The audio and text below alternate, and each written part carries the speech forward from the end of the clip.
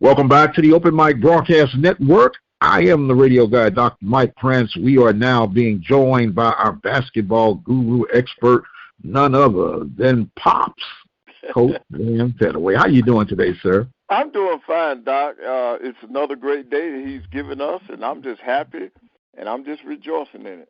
Yes, sir. You and I shall both rejoice because, as they say, this is the day that he has made. Yep. And with that being established, sir, we got a lot of stuff being made these last few days with this, I'm going to call it the dynamic duo, NIL transfer portal. We know what's been happening on the big boy circuit, and we're going to kind of focus this week on that NIL transfer issue, or let's say concern. And it does have somewhat of a trickle-down effect to us in the land of the Southwestern Athletic Conference. But what's your overall take of what's been going on these past few days? Well, I just think that we knew that something was coming down the pipe, and I think last year after those student-athletes sued because they couldn't transfer, I think we all saw this coming. They, telling the kid that they have to sit out is not going to fly in this day and age. And so the transfer portal is now wide open. I do think that one of the things that is going to help this situation is that the only time you can really you can only transfer one time with the portal, but if your coach leaves, then you get another opportunity to do that. And I just think it's gonna take a couple of years before this thing to really settle down, because once the big programs are being ravished through this portal, they're going to find a way to close that door. Trust me. Oh, they're yes, find sir. A way. Well, look, I'm thinking of Duke and Kentucky, and to lose their players to the likes of a Baylor and Missouri, you're going like, where did this come from? Now, I am a Missouri native, and I'm like, hey, yeah, more power, but they're definitely going to look into this thing with a little bit more detail, because now the big boys are being affected by this tag team duo. Right, but really all this is free agency, and you just going to the highest bidder, just like you would on a professional level. When an athlete enters free agent, 99.9% of the time, they take the largest offer that they're being given. Yes, sir. Yes, sir. And that's all. That's translating to the collegiate game. Yes, sir. And that's why there's no more amateurism. It's over with. Yeah, that's a thing of the past, huh? Because two old men sitting on the front porch just talking about the good old days. I do understand. I took note.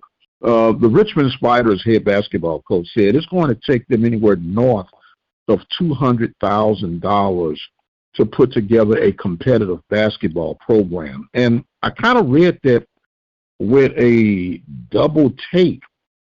Okay, $200,000, what are you going to be considering a competitive program? Is it winning your division? Is it making it to the tournament? Is it making it to the Sweet 16? How do you think he came about that number, and where do you see that being placed at putting together a team today? Well, to be honest now, in my opinion, I think $200,000 doesn't even get you out the gate. That to me, that's one player.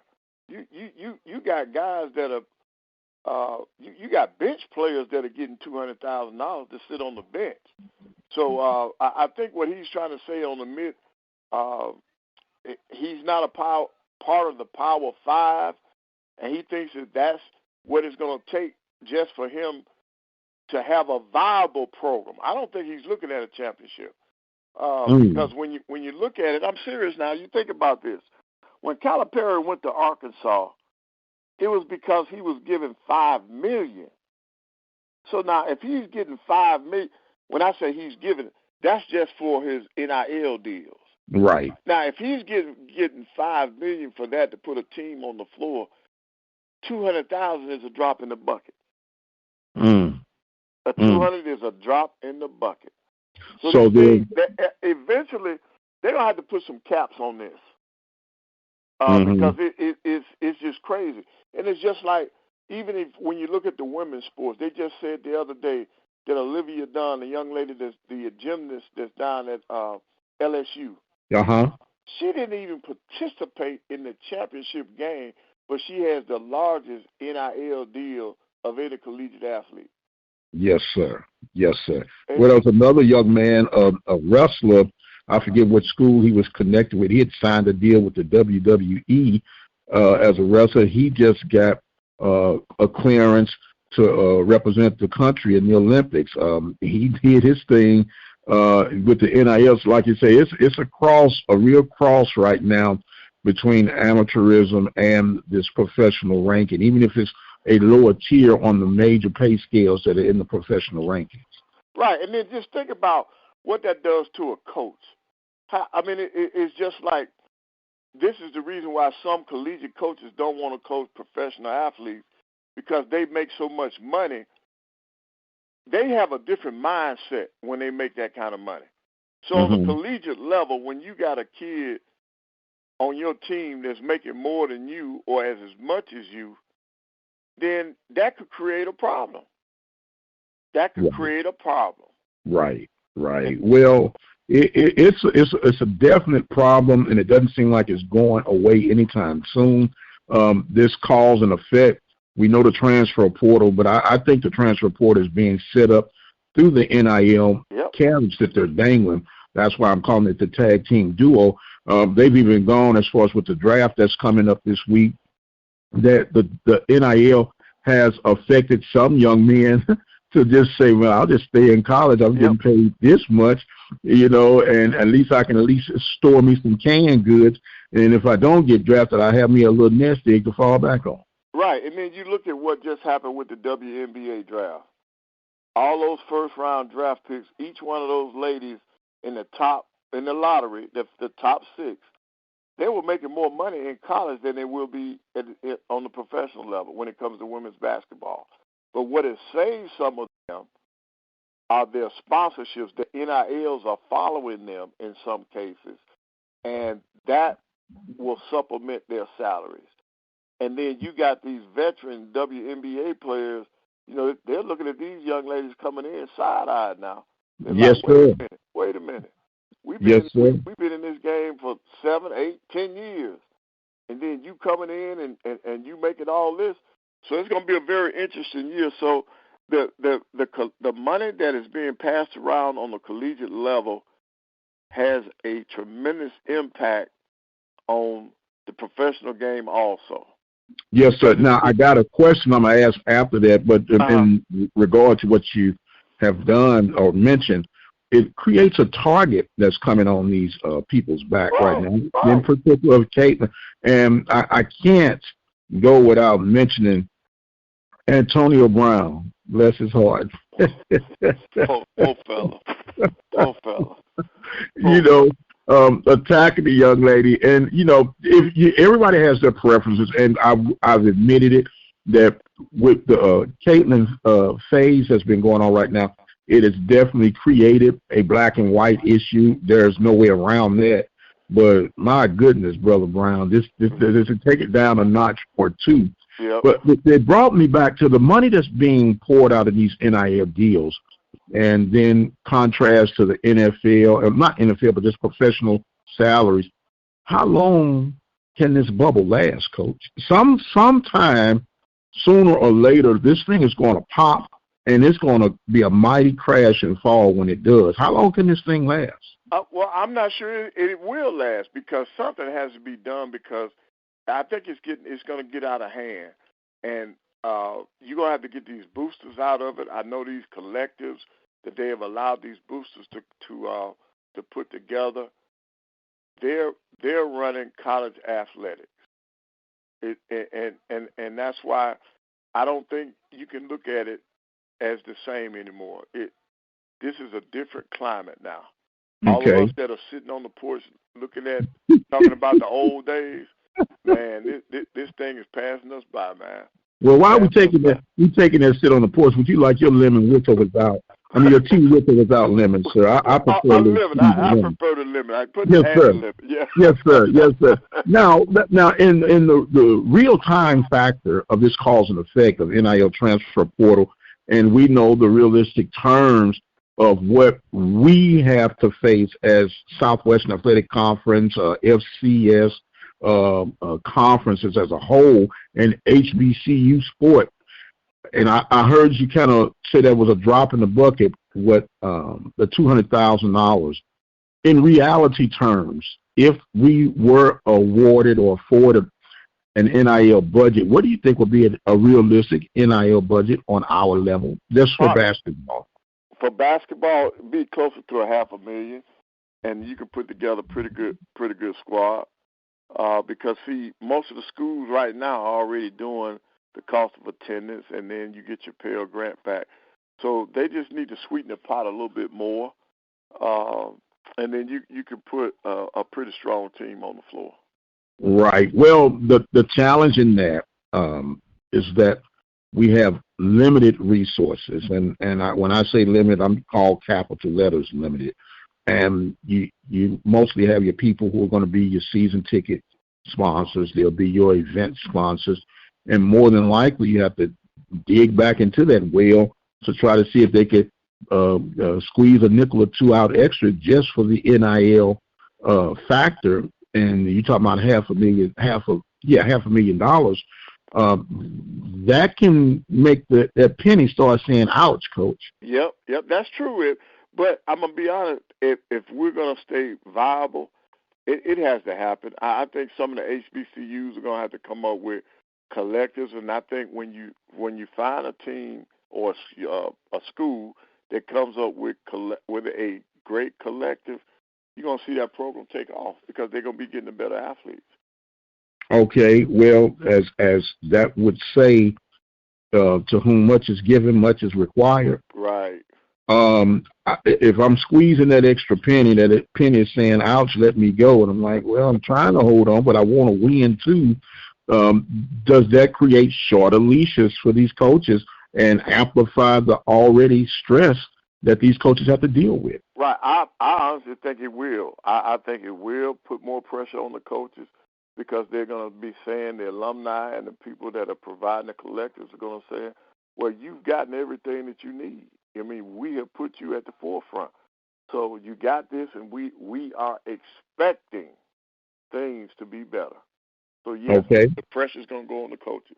Where do you see that as far as future contracts, as far as coaches, initial and possible extensions? Well, we're already seeing that more and more schools are going with the shorter contracts on the HBCU level. They don't want to make that commitment, that long-term commitment, because it takes too much to buy out a coach if things go south. So everything that we're seeing right now, this will be the new future for us.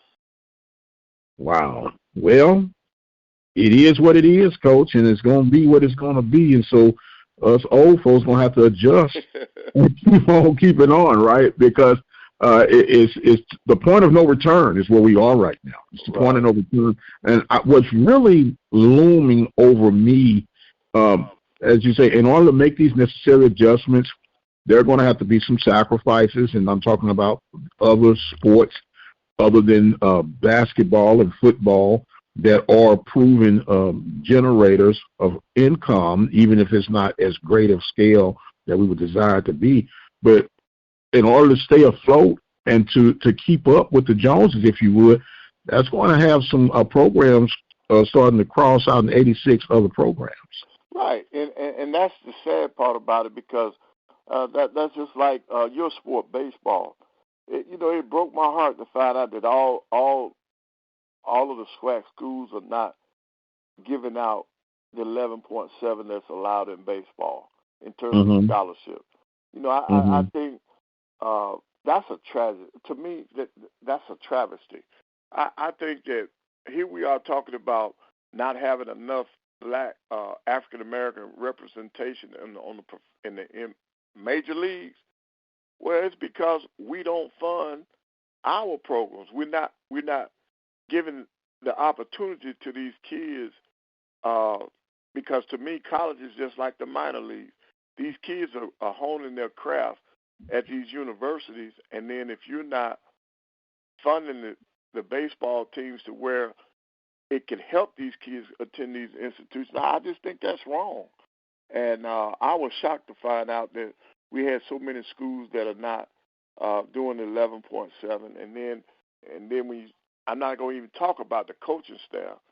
You know, all these different institutions are understaffed. The importance of pitching coaches and hitting coaches, that's not a priority for a lot of our schools, and I just think that's wrong.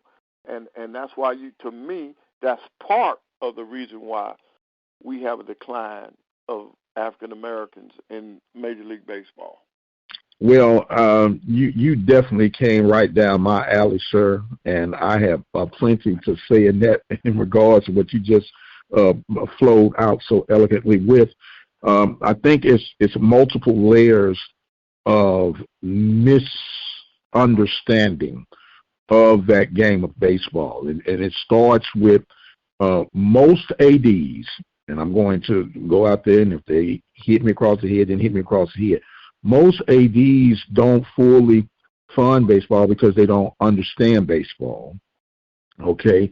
So then you'll get coaches that do understand it, but you get a lot of coaches who are so happy to be at a D1 level, they won't bark as loud as they should bark to defend their program, because you know they say if you rock the boat too hard, they end up throwing you off the boat. And my response is sometimes you need to flip the whole boat over instead of rocking it. Okay, number 3, our approach to the game of baseball is so misguided. We think it's all about how hard a young man throws, and it's not about velocity. It's about if the man has the pitching control, the pitching know-how, and the IQ of baseball to effectively keep hitters off target. Because when we think of a pitcher, we think of guys that strike people out. Right. When I think of a pitcher, I think of a guy who can throw a ground ball with the location, who can allow his defense to work behind him so he doesn't have to throw as many pitches as hard, which he can save his arm for later in the innings. Because if you look at our pitching staffs throughout the Southwestern Athletic Conference, and particularly these midweek games, we are trying to match their velocity tit for tat, when the approach is simply this. You use a pitcher by committee, okay? If I know that I'm going to have a slight advantage as a pitcher that first time I see that batter, then set it up, in particular on these midweek games where you're not exhausting your guy, risking injury, and put a pitcher in there. Okay, you got the first 9 batters that come through. Once you get through them, we're going to put in another pitcher and make sure that you're fielding the ball. Defense is going to always be what's going to be the neutralizer, because they got 7 ball players that are in that opposite area of the field, not counting the pitcher, that they're going to hit that ball too, which is a 70% chance of getting that guy out. And we trying to blow it past them, and when you try to blow it, that's when they say you groove that pitch, and that's when they end up on the other side of the fence. So baseball, coach, you can sit up there and have all 7-foot-tall guards and centers in basketball, and I wouldn't have a snowball's chance, and you know where, if I'm 6 foot and my biggest man is 6'3". I know what the odds are going to be, but baseball is that neutralizing sport. Doesn't matter about your size, doesn't matter about your speed, doesn't matter about your physical attribute over your opponent, because it's one-on-one when there are pitchers on the mound and there are players in the box, and those fielders are in their positions. Right. And then when you talk about pitchers, you're talking about location. Yes, sir. Just like any good business, location. So, and I keep going back. If you go throughout the history, not only of Major League Baseball, collegiate baseball, high school baseball, Negro League baseball, pitching has always been the attribute. But it wasn't guys throwing 100+ miles an hour, but they were still getting guys out. Right. Why? Because of the location of the pitching. Yep. Okay. Now, when you learn the art of pitching and keeping that batter's timing off, you could have an 85-mile-an-hour fastball that'll look like a 100-mile-an-hour fastball if you know how to throw a changeup. Yep. you know, and so it's the timing. So I think we need to go back and be able to work with what we have. We know the funding is going to always be a major underbid factor, but the approach, we got to change the approach. And Coach, I'll be honest with you, man. I don't care if I don't have a home run hitter, but I want a guy that can catch the ball. Right. I want a guy that can throw the ball. I need that element of the game to be competitive, because we can small ball you. You know, old Coach Tankersley, rest his soul, the guy was struggling. Well, let it hit you. Get on base, and we'll bunch you around and get you over. But you got to catch the ball in the field. Yep. You got me started, Coach. I'm trying to. Yeah, but no, we needed to hit on baseball because we got to even in the SWAC. You know, they're playing some good baseball right now. You know, if you look at the standings, Florida A&M is leading the East with a 15-3 mark. Bethune-Cookman's right behind them at 14-4. Bama State's at 10-8. And then in the West now, Texas Southern, wow, 14-3. Gramblin's second at 13-5. Then you got Southern at 10-6, and then your Panthers are 11-7. So when you look at the spring sports, baseball and softball, and then when you start talking about softball, you got to talk about your Lady Panthers, 19-1. Yes, sir. West. Yes, Florida sir. A&M 16-4. Jackson State 14-6 in the East.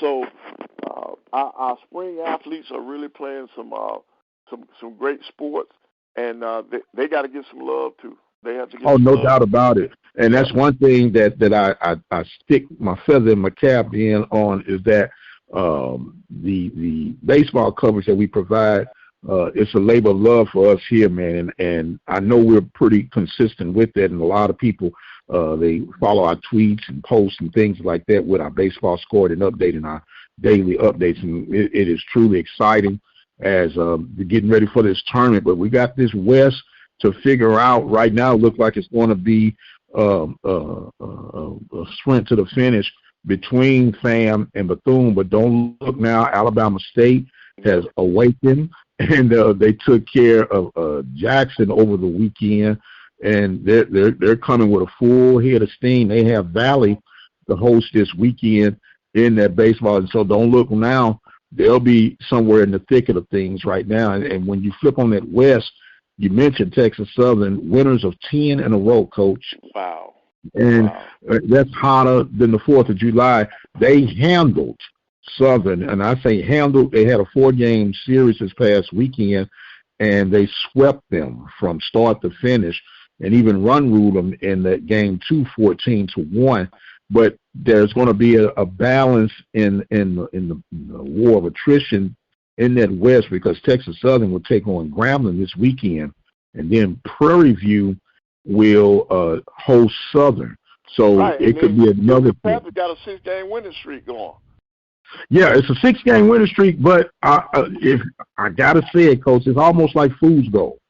And I'll tell you why. Because you've beaten Pine Bluff and Alcorn, okay? Yeah. Alcorn is by far the worst program in the conference, if not the country. Right.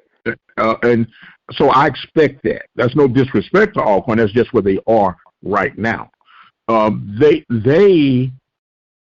this past week's series, they lost to Grambling 28-3, 18-2, and 11-1. Okay. It's got to be tough playing under those conditions. You know, don't know exactly what happened about and what the approach and the philosophy of Coach Williams over with the Braves. But then when you look at Pine Bluff, they're a scrappy program, but Carlos James, they've been working with that 4.7 scholarships. And when you look at it, as you said a while ago, Coach, it's hard for Valley to fire a coach when you're not providing everything that coach needs to be successful. Okay? Right. That 4.7, and people might not understand the 11.7. That's the total amount. Right. That's the maximum. That's the maximum that you can have. That's the maximum amount. And what the big boys are doing right now, they're actually for the last 5 years solid been lobbying for two things. They want to go from 11.7 to 22 scholarships and have a third paid coach. They did just approve the third coach, but once again, it's going to equal out to that the have and the have not factor. Mm-hmm. So when you look at that, what they're going to do, they're going to hoard, like they've been doing, hoard all the best pitching that they can have. And when I call it the best pitching, of course, everybody think about how hard a young man can throw. But once again, as a coach of survival and as a coach of the game of baseball, I might not be able to get the 90-plus pitches, but there are more than enough 80 miles an hour to 85, 88 mile an hour pitchers that can be put in your barnyard to put together an effective and winning program. And within your region, you don't even have to reach far for this to be successful. But then, you know, and sometimes coaches, and you can probably attest to this, we get enamored and affixed on how a player looks versus then how effective that player can be. Man, that dude, he got size on him. He could have size but have 3 left feet. Right. You know, it's not going to help you. And he could have the agility of a snail. You know, but you got to be able to dig within those weeds and find that X factor. You know, and I say this all the time. You know, you can't coach speed, but sometimes that heart is so powerful that he might not be as fast, but this dude is giving me everything he got each and every time. And they have an ability to learn what you teach them to become an effective piece of the puzzle. And we're not going to strive on stars, but we can put together enough talent to become competitive. Right. You said it. That's what it's going to take. Yes, sir. It's going to take. Yes, sir. So I guess I didn't get my soapbox off for baseball this week, Coach. And I appreciate you having a listening ear for a brother on today. But there's nothing like it, Coach. There's nothing like it. We've seen in the past 2-3 weeks where Southern beat LSU, Alabama State beat Auburn. Then you had Bethune-Cookman beating Stetson, and all these midweek upsets. It's because when you understand the approach and you can't approach it the way this guy's approaching because I don't have what that guy has. Right, you know, it maximizes and emphasizes. Work with what you have, maximize what you have, and see what's going to happen. Yep. You know, so, Coach, I ran us over. No. But this is needed. You know, we have to give some of the other sports some love, and you know, normally when we talking about the portal and we talk about NIL, most of the time, you know, we're talking about basketball and football, but all of these they affect all programs. No doubt. The portal will affect all programs, so it's good to give them some love. And look, I'm going to reach out there way out on the limb since we're talking baseball.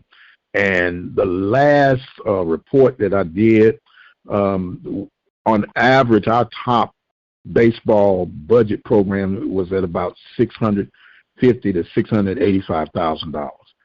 Wow. And then we had some that were way beneath that, right? But there was somehow magically, we could reach $1 million per program. And I know people are $1 million, man, that's a lot. That sounds like a lot, but that's nothing but a drop in the bucket. And it goes back, and football people might not like this, and not even some of you basketball guys, but you can go a longer way or potentially go longer in baseball, even in comparison to basketball, and definitely in comparison to football, if you fund it properly. Yep. I agree. If you fund it properly and give these coaches a fighting chance, because we have a lot of excellent baseball minds in the Southwestern Athletic Conference, Okay, they don't have the budgets. They become very creative, out-the-box thinkers, executing. Just for example, you have made the mention about a pitching coach, a hitting coach, a fielding coach, a nutritionist, and all these type of things that go into that. And let's not forget that advanced scouting coach that's going out scouting these games. They're not necessarily on the field, but they can go to these different little towns within your region. I'm talking about keeping this regionally, Coach. In every state that makes up the Southwestern Athletic Conference, I can guarantee you there is enough baseball talent in that state where you can put together one heck of a baseball program. Yep. One heck of a baseball program. And believe it or not, it starts at your smaller schools. Because baseball, as I mentioned earlier, and I'm going to wrap up after this, though, because I'll be talking all day. But baseball, I can go to a 1A program and find a guy that can fit at my D1 program. Right. I can go to the 2A schools and the 3A school because I don't care if the kid can't bench press 400 pounds in 15 seconds, 10 reps in 15 seconds. That doesn't matter. That would be a help, but that's not going to matter. I need a guy that's got that hustle in him, who has somewhat of a baseball IQ and is teachable. If you can give me that, we can make something happen. There you go. We can make something. And with that, Coach, I'm going to give you some clothes. I've been running my mouth this week. I don't know I've been running this much, but you the one set this one up, Coach. I'm going to give you some clothes and stuff. I did it purposely because we need this. We need to understand the dynamics of athletics. We need to understand sports other than football and basketball. So I want to thank you for opening up and letting the public and letting all of us know how things really work. And I think we need this. And I just want to continue to encourage you to keep that dialogue going and keep those lines open. Yes, sir. We're going to do it with every strength we have and the breath of our body until sweet Jesus said, well done, son, come on home. Yep. And I appreciate you being a part of our journey. He is our guru of sports knowledge and information, and we affectionately call him Pop Petaway. And, man, it's just a joy to have you on board. I am the radio guy, Dr. Mike Prince. Don't forget that you can subscribe to our YouTube channel at the Open Mic Broadcast Network. Don't forget to follow me on Twitter X at The Mike Prince Show. And check out our website, obnradio.com, and you'll be able to check out some of our live streaming and all bits of information, in particular that of the Southwestern Athletic Conference baseball updates and reports. So we are getting ready to exit stage left, but until the next time, you guys be blessed. We'll see you on the other side.